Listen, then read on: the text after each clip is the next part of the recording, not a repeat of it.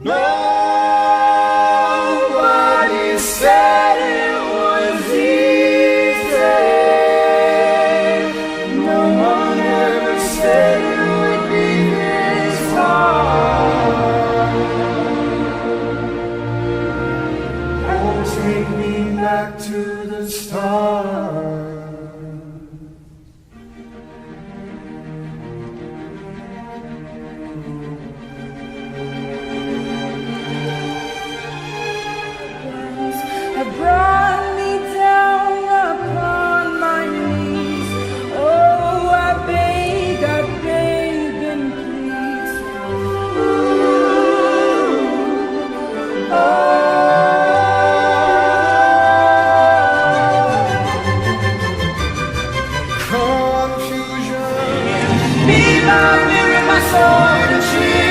Missionaries in a foreign field. For some reason I can't explain.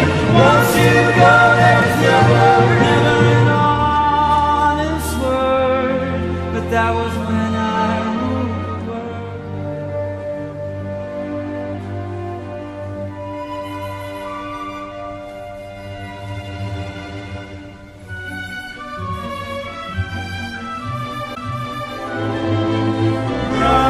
the circles, chasing our tails, coming back as we are. Nobody said it was easy. It's such a shame for us to part.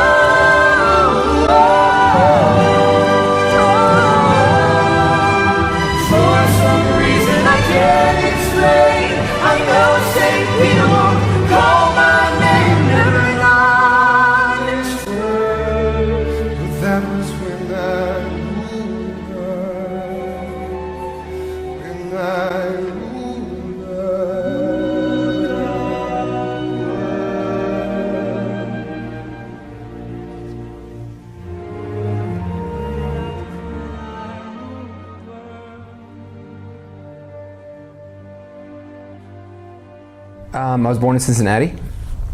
Moved to Chicago when I was, I think 5. Started playing piano when I was 8. So I just started playing by ear at first, and neither of my parents were, professional musicians by any stretch, although both my parents love music. My dad played guitar and, has quite the musical ear, I think. But both of them were just kind of casual listeners to music, really. I mean, they didn't even love it to the point that it was always playing in the house. I was kind of discovering it. And when they got a piano, I just started to play it, and then they put me in lessons with a neighborhood teacher. And that's sort of where things were at, really, from 8 until about 16. But in high school, I got really involved in high school chorus and, sung in all the choirs, the musicals, the show choirs, and started arranging music. And that's how I really got into the idea of making music with others and with leading musical situations, because as an upperclassman, they would, I'd run rehearsals and things like that. From there, my undergrad, I went to University of Illinois. And I went there to be a music education major and to sing in this a cappella octet called The Other Guys that I'd, just fallen in love with when I was in high school. Just wanted to be in that group. They performed all over the country, all over Europe. Fantastic group. And wanted to be a music teacher, wanted to be a choir teacher. Got to school, and my piano teacher saw something in me and ended up changing my major without even telling me. After my freshman year piano juries, he just said, I'll never forget, he called me over the winter break and he said, you made the honors recital and I changed your major to piano performance, so I'll see you in January. I really became close with my teacher in college, and he opened my world up to classical music. I mean, he was a Juilliard-trained pianist, pre-college, college graduate, Clara Haskell winner. He really opened up my world, and he sent me to Aspen to study piano, and at Aspen is where I really fell in love with the orchestra, because I got out there. I mean, he really sent me there, I think, to see what my peers that were serious about classical music were doing, to see what the standard was, basically, to see what kids that went to Peabody and NEC and Juilliard and Curtis were doing, because I was at the University of Illinois. I didn't grow up with classical music. I wasn't exposed to these things until I was 17, So Aspen, I heard these pianists, that could play circles around me, but then I saw the orchestra and I thought, okay, this might be a good fit for my skills, and then began the road to becoming a conductor. Yeah, so at Aspen I sort of sussed out where all the students were at. See, I studied piano there for 2 summers, but in my second summer I audited the conducting program and I just sat in on everything they did. And it was the very first summer of the American Academy of Conducting at Aspen. And it was wonderful because I got a sampling of all the first of all, a sampling of just what it was like to be a young conductor, to see these young students, to watch them learn, to see the master teachers. But then I learned where they were all from and where they studied, and I got a feel for what style I liked and what kind of person I was, as related to them, and where I might fit in. And it became apparent to me that the students of Otto Werner Müller, who taught at Juilliard and Curtis, had musical skills that were that seemed very superior, and they had the minds for music. They weren't necessarily the most physically gifted conductors in the program. That fit for me, I thought, because I had never conducted an orchestra, but of course I thought I was, had superior hearing and understanding and knowledge in the brain and all that. I was 19 and I was, convinced that I was all those things. So I talked to them about Curtis and Juilliard and what the program was like and what you had to do to get in and what skills you needed to have, etc. And I spent a year studying for that. I really stopped going to my classes at University of Illinois. I just dedicated myself to that and tried to make up for a lifetime of not sitting in orchestra in that year by studying repertoire, listening to records, by reading up, by reading Bach chorales from the piano, reading Haydn string quartets from the piano, just really trying to bolster my musical skills. And luckily it worked. And so I ended up getting in. Jumping from a school like the University of Illinois to Curtis is one thing. Even if I wasn't changing, curriculums and wanted to go into conducting, which is probably the most difficult program well, they're all difficult to gain admittance to, but with conducting, there's just so much that goes into that vetting process. But the knowledge of the repertoire, the knowledge of score terminology, those kind of things, I hadn't studied that. I learned conducting through choral music. When I stood in front of the Juilliard Orchestra and conducting for my audition, I had really never conducted an orchestra. So it was I learned the Brahms symphonies through watching videos. Well, not even watching videos, listening to records in the University of Illinois library. It wasn't from a lifetime of sitting and watching my parents play in an orchestra or going to the kids concerts on the weekend. I just didn't have that upbringing. I was fortunate to have so many other things. And I was brought up in a whole different way and exposed to whole different things.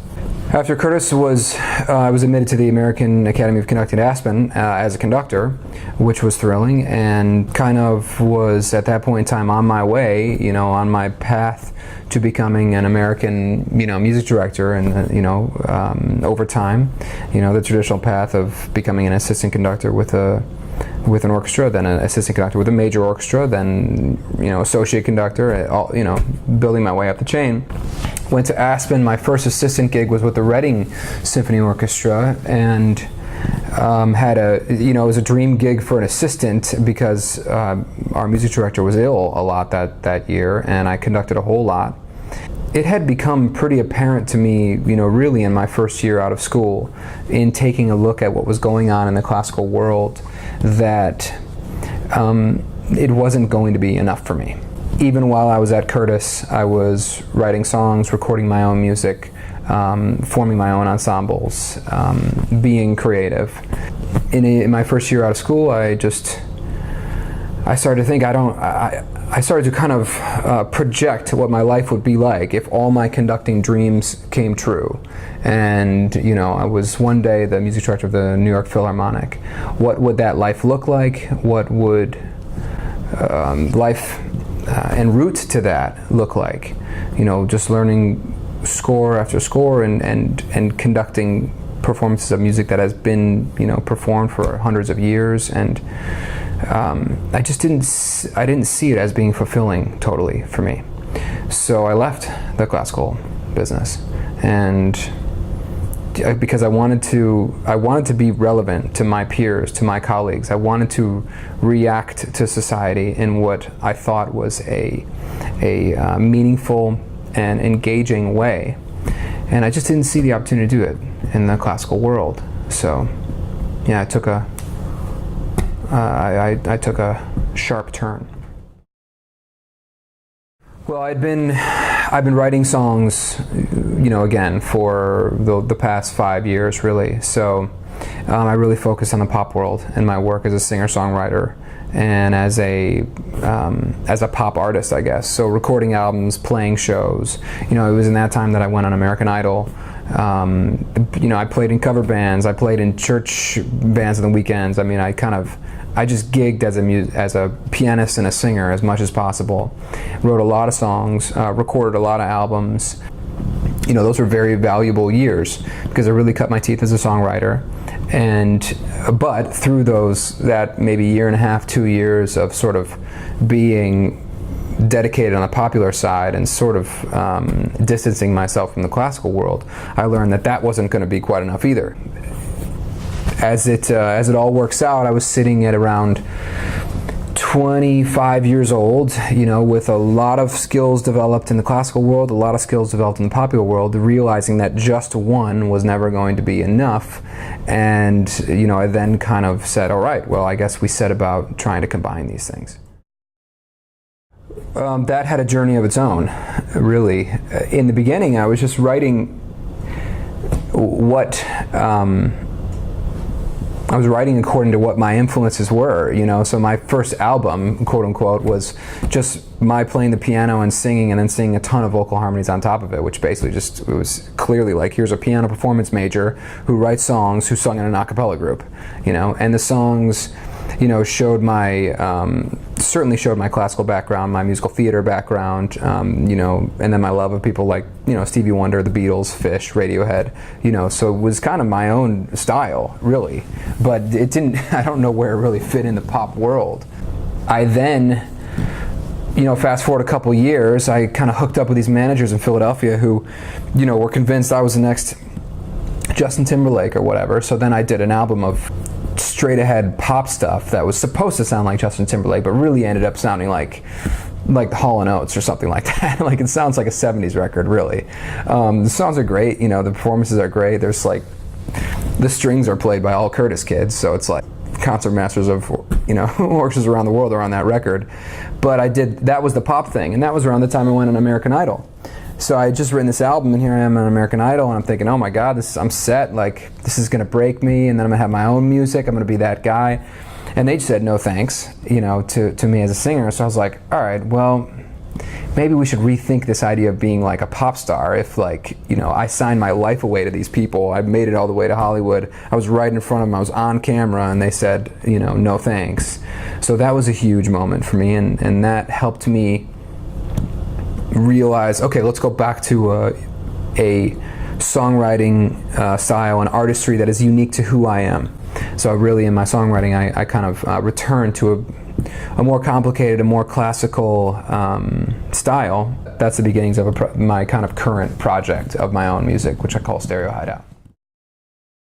The things that you don't get, the things that you're rejected on, are the things, those are all gifts and opportunities. And that was a big one for me, a huge one, because it really helped me, even though I had yet to really re-enter the classical world. It helped to shed this idea that I should subscribe to some sort of a popular idiom or a marketable style, just because that's going to get me in, and then I can like show people who I am or whatever. It's not going to work. So I had gone to Curtis with three gentlemen that are now known as Time for Three, but these guys are a trio, 2 violins and a bass, great friends of mine, and they were in residence with the Indianapolis Symphony. Indianapolis Symphony had a program called the Happy Hour program, for young professionals, a light concert, cocktails beforehand, hour long, the traditional kind of fare for these things. And it wasn't really working at that point in time. They weren't engaging with the kind of audience they wanted. The numbers were down. They handed the series to Time for Three when they got in residence. And they said, do you guys want to do something with this? It might be perfect for you. The guy said, yeah, but we need our guy Steve to come in and be the sort of conductor arranger. So after 3 years of not conducting, I jumped in front of the Indianapolis Symphony and banded together with Time for Three. We also had a consultant with us, Bill Brown, who's a very famous arranger on Broadway. He was sort of my coach from the orchestration standpoint, because I had done, to that point, 2 orchestral pieces, not counting things in school for class or something. So he coached me through the first year because I was charting every show. So it was an unbelievable period of growth, of learning, of trying, of failing, of succeeding, of being together with those guys. I was writing the music for them as a trio as well as for the orchestra, and of exploring this hybrid territory of this new kind of concert format, and having the freedom to test our ideas. So I was creative director together with Time for Three on that series for 3 years. It was in the 3rd year that I wrote the Brahms Radiohead, and I feel like that was a big turning point for me, because that's when I kind of started to identify how I could make my own mark, repertoire-wise in this hybrid world, and take that on my own, because previous to that it was really kind of just me and Time for Three together. I was writing for them and they were the kind of soloists.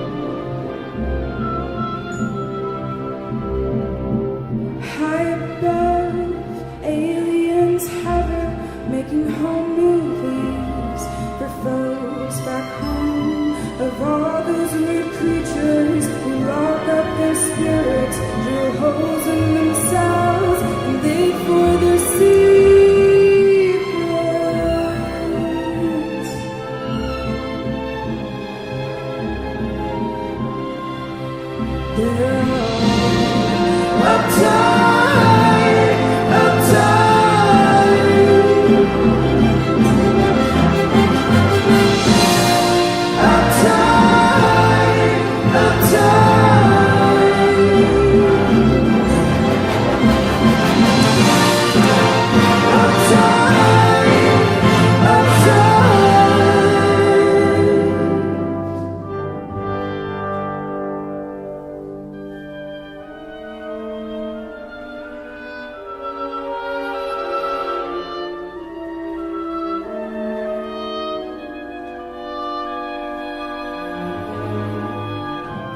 street swept down in a country lane, late at night when I'm driving.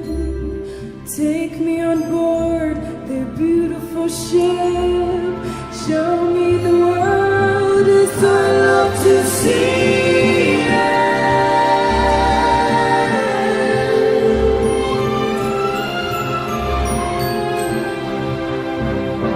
Tell my friends when they never believe me. They think that I'd finally lost it completely. I'd show them the stars and the meaning of life. They'd shut me away, but I'll be alright.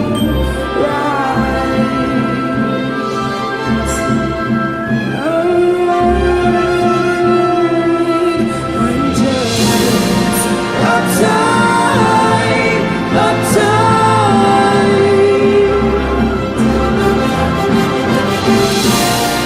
Uptight, uptight.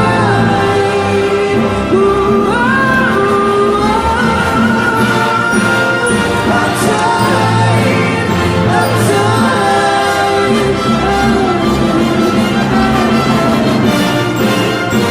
uptight,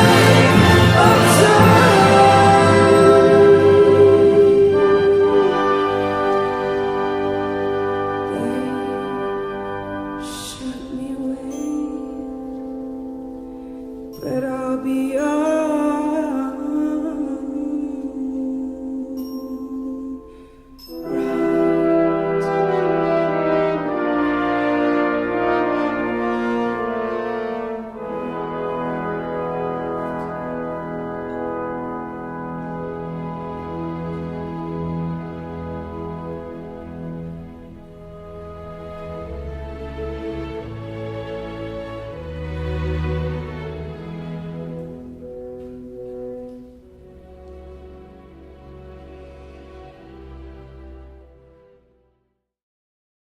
Well, they're my favorites.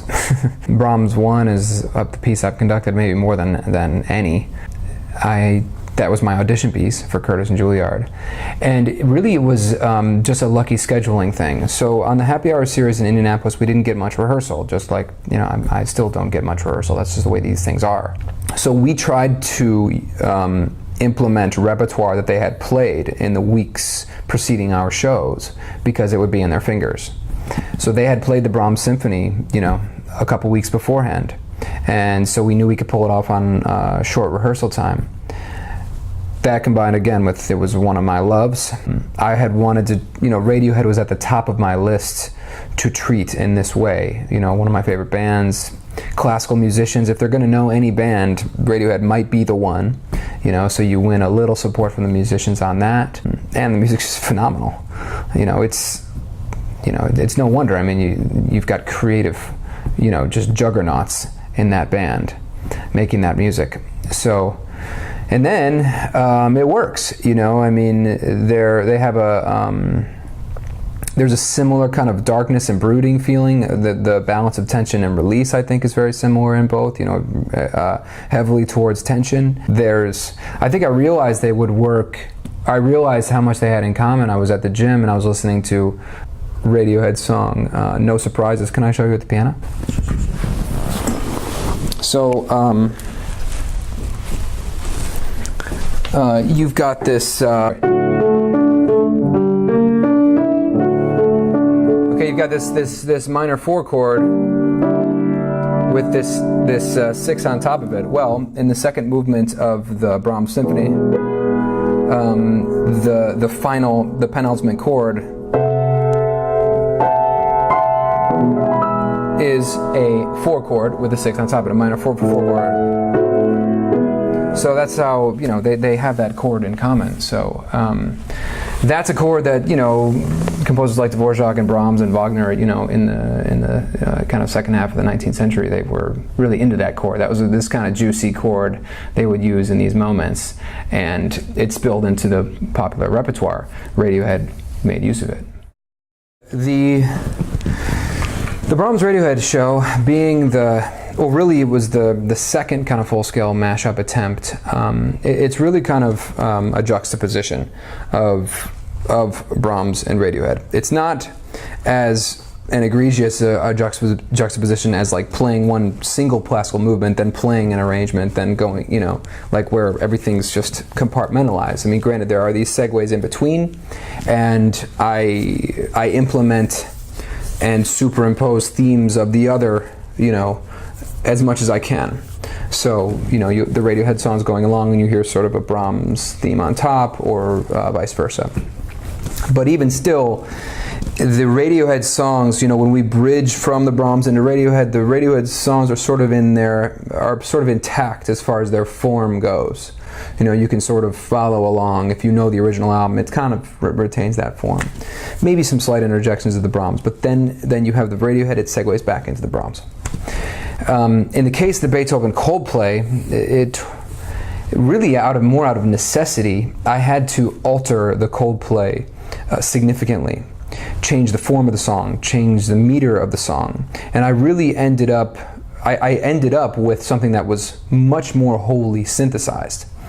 And that was because the music, they just didn't stand beside each other as convincingly, not nearly as convincingly, as the Brahms and Radiohead. In the case of the latter, Radiohead has weight to it. There's a lot of substance to it, and depth and texture, and when compared with the Brahms, it stands up. Coldplay, I'm not saying it's a lesser, you know, they're a lesser artist or it's lesser music, but it's different in nature, and it's not as dense. And when you stand it alongside Beethoven, it doesn't stand a chance, really. Just that the Beethoven is moving so much. It's so much faster, it's harmonically so much more dense, it's contrapuntally so much more dense. So it's like shifting from fifth to, like, you know, first gear. You know, it grinds the gears. So I had sought to combine these two more on the idea that they're both kind of universal. Like, everyone, you think of what classical music should sound like, you think of Beethoven. You think of what a pop song should sound like, you think of Coldplay. Like, it just works. It connects to so many of us. That's why they have 1 billion fans, or whatever it is. I mean, it just speaks to us as human beings. There's something, I think, that they illustrate the human condition through their art. When they hear this concept, they say, well, good luck. That's a horrible idea, you know. I mean, frankly, it's turning the Eroica Symphony into an oratorio of sorts. I mean, it's fun for me to perform a Beethoven symphony other than the Ninth, you know, with the vocal forces, you know, with the text. It was fun to choose text of Coldplay, and as I said before, they tackle these big universal kind of humanistic themes. So it wasn't hard to find text that directly applied to Beethoven's life at that time. The core lyric of the work is "Nobody said it was easy." I mean, it's not hard to picture Beethoven sitting here, you know, going deaf, struggling with romance, you know, not yet accepted as the preeminent musical genius of Europe. You know, he wasn't there yet. Picturing him thinking that, you know, knowing he was a genius, you know, and losing his hearing and contemplating suicide and all these things. So to apply Coldplay's lyrics that speak to all of us to Beethoven, it was just a total thrill, and I think it connects in the show, honestly. The trick is just getting people there and getting people open to the idea, because it's just out there, you know. Those that love it and there's those that despise it. People knowing how artistically unsatisfying some of these collaborations are between symphony orchestras and rock groups, they lump what I'm doing into that category. Understandably. You know, they've seen it before, so they see this, and then they see that it's like, to boot, you're trying to, you know, superimpose Beethoven. It's like, oh my gosh, you know. So it's fighting some stereotypes, and it's fighting some stigmas and some generalizations, really. That was a one rehearsal show, which usually we'll have two here in Pittsburgh. But we had one on that one because it was a strange week. But they were great. And being on one, everyone was kind of, you know, on the edge of their seats a little bit. Actually, frankly, that was one of the most thrilling performances I've ever been a part of. We had Copland Bon Iver after the Beethoven Coldplay back in January, and then this past one was the Stravinsky Remix Response is what I called it. When I came on board with the Pittsburgh Symphony, I told them that the mashup shows, such as the Beethoven Coldplay, Brahms Radiohead, were the first in what I was hoping to be a series of new techniques aimed at recontextualizing classical music and kind of pioneering a hybrid ground between classical and popular music. Well, we opened out the gate with, you know, 4 mashup shows in a row. So, I'm sorry, 3 mashup shows in a row. And this past March concert was an opportunity for me to kind of change the game a little bit and to try out a new type of experience and to try to develop a new technique. So I had been on the popular side of things as a DJ. I've been doing remixes of pop songs or hip-hop songs or electronica by injecting classical music. So, you know, layering, you know, Kanye West over Mahler, you know, over another beat, etc. So I started to have this concept, okay, what would it be like to do a live remix with orchestra? You know, play Stravinsky's Firebird with the symphony, but have a DJ there that would be playing beats underneath the orchestra and then also superimposing, you know, rap songs, pop songs on top of it. So it would be, I'd basically be realizing live with the orchestra what I've been doing in my DJ work or my production work. Originally, that's what it was going to be. A live remix of Stravinsky's Firebird.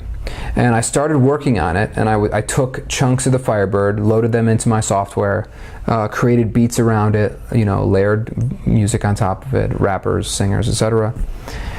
Started coming up with some great stuff that I thought would be great for the dance club, you know, or great for a mixtape. But when I started thinking about performing it live on the Fuse concert with the orchestra, I was thinking, I don't know if this is going to be engaging enough. You know, you're basically going to be piping in, you know, Notorious B.I.G. or Tupac over the speakers while the orchestra's playing. And it didn't feel like it was engaging enough, you know? Especially when you're coming from, like, you know, Copland Bon Iver, when I had 3 awesome singers up there, you know? So I started to say, all right, what if I wrote my own music for these moments? All these moments where I was going to segue into remix vignettes. What if I wrote my own songs and brought in artists to sing that, to sing, to rap, etc. So that's what it became. It became, I call it Remix Response because it started as a remix, but then it was really kind of a songwriting response to the Firebird. I wrote a concept album based on the music and the myth of the Firebird, which the ballet is a kind of a composite of a bunch of myths. And I've put my own spin on that, told it through my lens, through what I've been going through in my life, you know, my songwriting lens, basically. And it was written for a rapper, singer, a synth player, and a drummer, you know, augmenting the orchestra. So, as opposed to the other mashup shows where it stays in the classical orchestration of whatever the derivative piece is, so if it's Copland Appalachian Spring, that's the orchestra I've got, you know, I've got, like, you know, only the 2 horns, you know, etc. In this, you've got the orchestra of Stravinsky, but plus those contemporary elements. So it flips between the classical sound of 1911 and a 2016, you know, contemporary, like, club sound, basically. Well, I thought it worked. The space is a consideration, you know, as you said, when there's a drum set with orchestra, it's tough. I thought it was better, my drum set also had an electronic drum pad. The electronic sounds I thought worked more than the acoustic drum sounds. But as far as going, just the concept in general, going back and forth between the original piece and these response type pieces and it all threading together into one dramatic piece, I thought it did work. I mean, frankly, I think the audience that was there in attendance and for the performance on the stage, everyone was kind of like, okay, well, we don't really know what this is, but it's something. You know, it's definitely different. It's definitely new, and there's definitely something going on. So it was exciting. it was very new. You know, it was strange, but it was a thrill, and it's fun to look back on now, and it'll be fun to do the next one. My feedback from the orchestra came from the feeling I was getting on the podium from them. That was a journey in itself, but after the first reading of the piece, the feedback I got from them was, I think, utter shock and borderline disgust, and from some, and excitement from some. So that was interesting. You know, this is a first in so many ways. It's my first piece like this. It's my first time adding a drum set to Stravinsky, adding rap to Stravinsky. My first time writing rap lyrics for another rapper. You know, it's the first rapper in Heinz Hall, I think. You know, so this was a lot to take in for everyone. So the orchestra, I think, at first, you know, we've done 3 mashup shows. I think some people were kind of coming around to like what this is, or at least they're, you know, over time they're kind of getting it. This was throwing a whole new thing at them. You know, a whole new set of broken down barriers and strange combinations, grotesque things in some people's minds. So, but they, we ended up having a great performance of it, and the tape definitely shows that. And they've been sports about everything, and they're a professional group of musicians, and even if some of them aren't liking what's going on, they don't show that in their face or in their playing. You know, I got a ton of feedback though from audience members, from friends that came. You know, a lot of my like most trusted colleagues and friends came because they knew what a big deal this was for me. They knew what a new thing it was, and you know, I really collected a lot of feedback on that. But it didn't sell as well as the others because it didn't have a big name act to rely on. But still, there were almost 1,000 people there. You know, so that to me is pretty promising. You know, it shows that there's some loyalty just to the series. And many people said this is their favorite one so far. I think they just like the newness of it, the energy of it, and the unexpected nature of it. Plus my rapper or my singer, I mean, they were unbelievable. I mean, the performances they turned in on very difficult, huge rep were pretty astounding. And over time, I think in this first year, a lot of people were just figuring out what this is, how it fits in, what the goal is, you know, etc. You know, and we've also been in a period of leadership transition at the PSO, as you know. So now things are, you know, kind of more set in place, and now it's really feeling like people are kind of getting what it is, and hopefully we can then take advantage of it, and we can use it, strengthen the audience base we've started to develop, and enlarge that, but then, you know, convert that audience hopefully over to other programs, and just, you know, create a great young, vibrant, you know, sect of the PSO's, you know, audience. It is, and you're going to get different opinions if you talk to the CEOs of major orchestras in this country about whether or not that's possible or a worthwhile attempt, because generally people have found that it doesn't happen, you know, with pops, that is. I've always maintained that if I can get 2,000 or 2,300 people pumped about Brahms and Radiohead, you know, just let me continue to engage with that audience, let me continue the conversation, and I can get them to come see Brahms. Not all of them, you know, not 2,300 people, but certainly a section. And so I've maintained that this product has a better chance than, you know, Frankie Valli and the Four Seasons of crossing the audience over, because the classical piece is is a co-headliner on all these shows. But it's about having strategy, about being realistic, and about giving it time. This is just who I am as an artist. I mean, for the last 10 years I've been, maybe not 10, but close to that, I've been seeking ways to combine these two types of music, but more than that, combine the different areas of my artistry and the different techniques I've developed. I always cite something MTT said to me about Mahler. He was using the symphony orchestra to realize the sounds that he was, you know, confronting in his daily life. You know, so where the symphony is looking at some of these, you know, extreme markings that Mahler wrote and thinking, what the hell is this? You know, but that's what Mahler wanted to realize, those sounds. And that's the technique he had at his disposal was the symphony orchestra. So, and of course the incorporation of, you know, Ländler and, you know, the folk tunes. I mean, that was his world. He was just summarizing his world musically, and that's exactly what I'm trying to do with this. Loving popular music and loving classical music, combining them. Being a songwriter, being a conductor, being an arranger, trying to combine all that. That's what creatives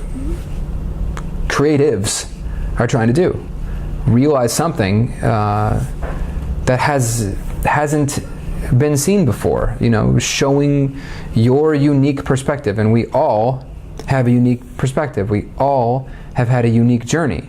And if we are open with ourselves and aren't afraid to illustrate that and to kind of expose that to people, I think powerful things are possible. I mean, I think a lot of people want to hide parts of their past, like, well, yeah, I went on this little stint where I had to, you know, play in a cover band, or, you know, I had to teach high school for a little bit, or whatever, you know, like, I try to embrace all those things because that's what makes me different.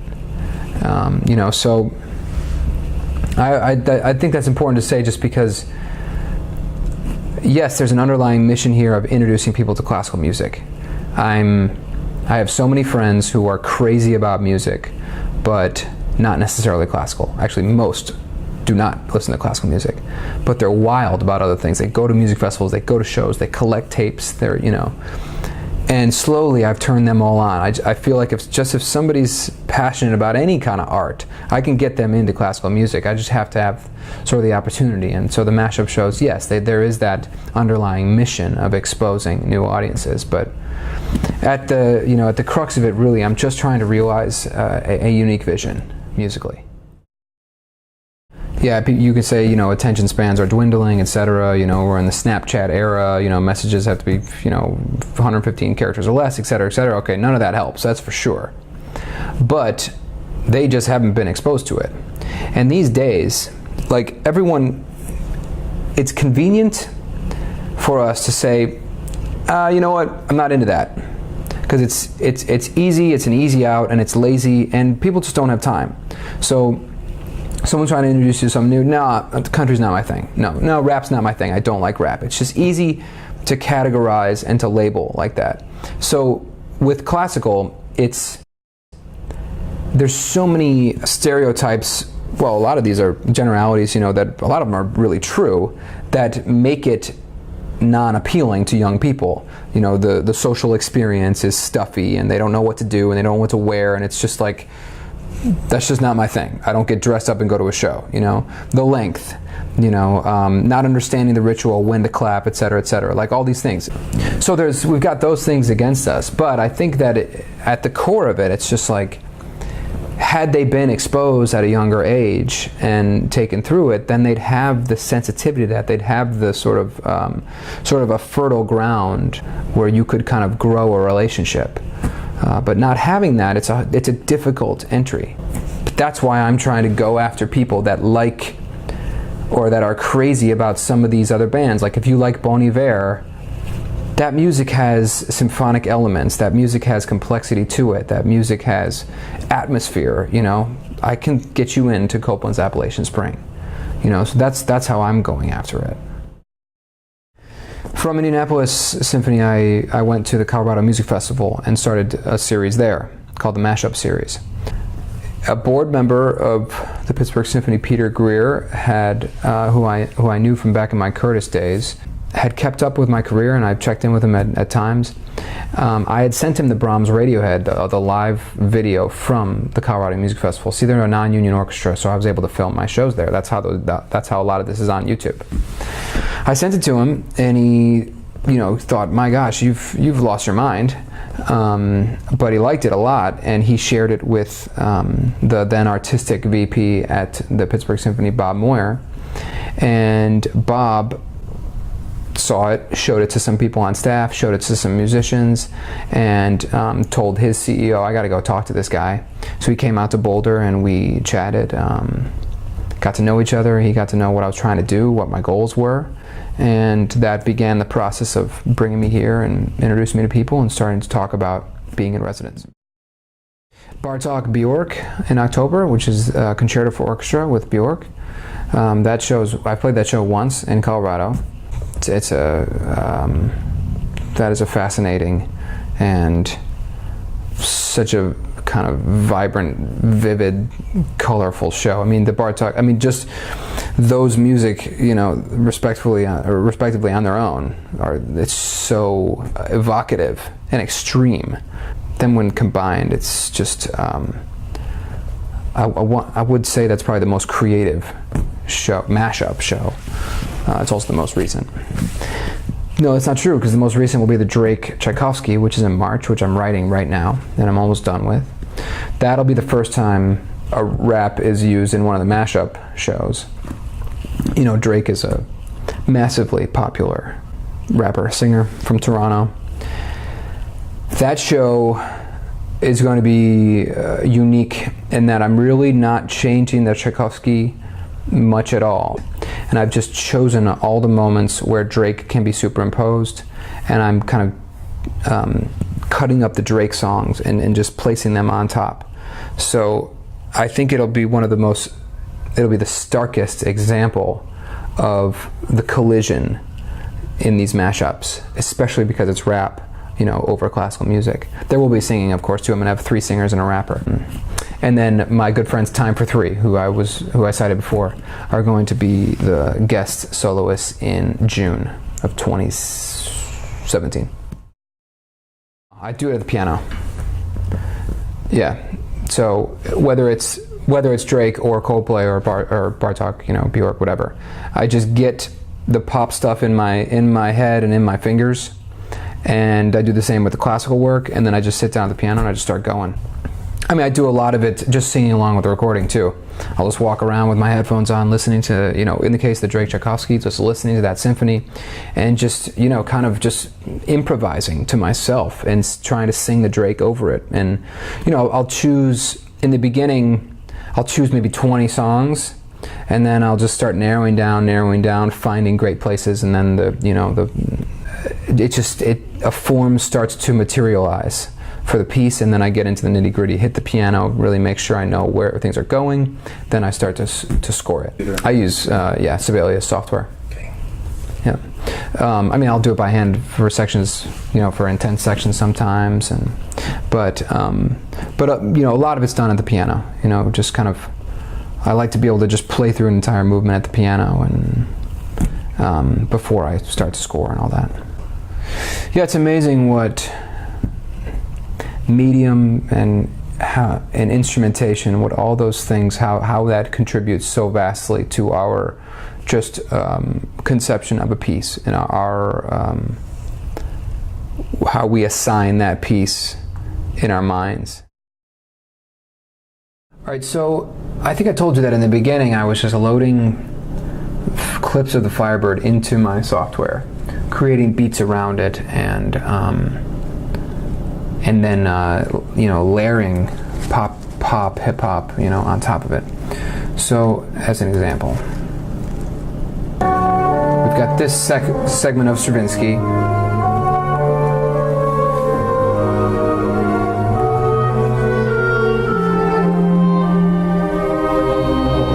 And then here is with a beat.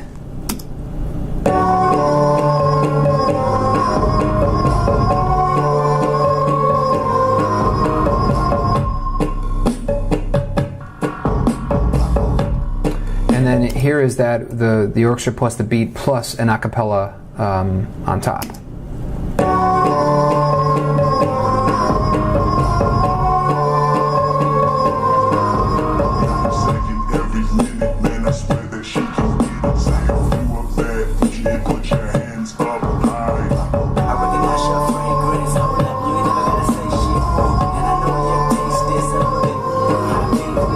So I was doing this in, here's another example, the Infernal Dance.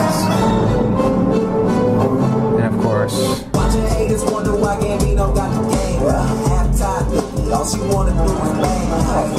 But as I told you, I didn't think that would be the most compelling performance, so then I made my own songs for those moments. So you have like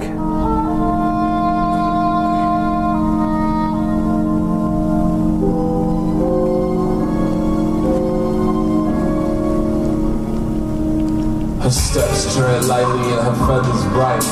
Fantasy luminescence, but will I find a fire tonight? Alright. and then we've segued into this kind of contemporary world.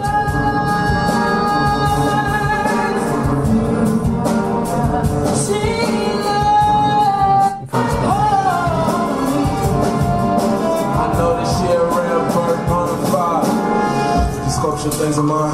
You really hear the Stravinsky here. They around the circuit area, places to be in mind, people to see in mind. I'm around the corner from the view. I should just show you the. It'd be much better to just show you the video of this.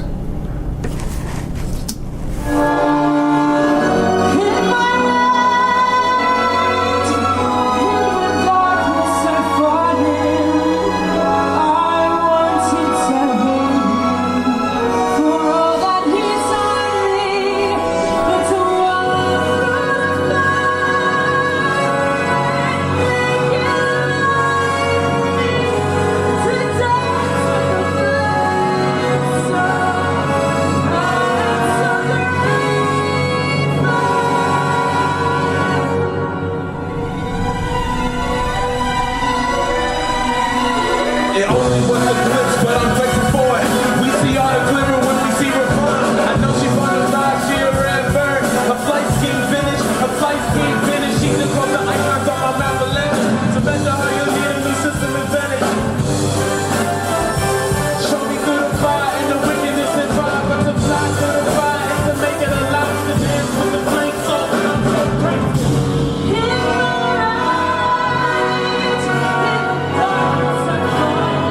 So spots like this where it's songs written right on top of the Stravinsky, and then it's other songs where I just kind of wrote a new song with Stravinsky elements in there, but inserted a new song basically, like.